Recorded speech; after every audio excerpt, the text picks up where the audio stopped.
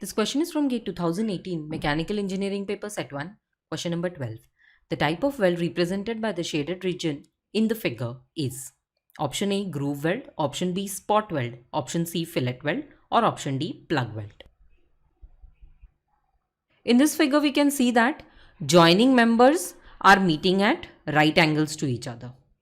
So this angle is a right angle, we can clearly see.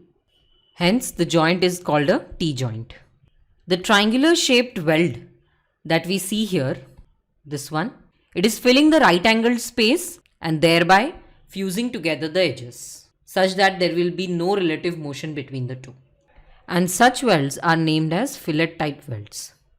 Hence our answer is the given weld is a fillet weld. Let's go back and mark the correct answer.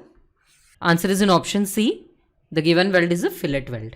For other three welds, the groove, spot and plug type welds, geometry of the joint is different and therefore they are not seen triangular in a cross section and the paths do not meet at right angle as given in this figure.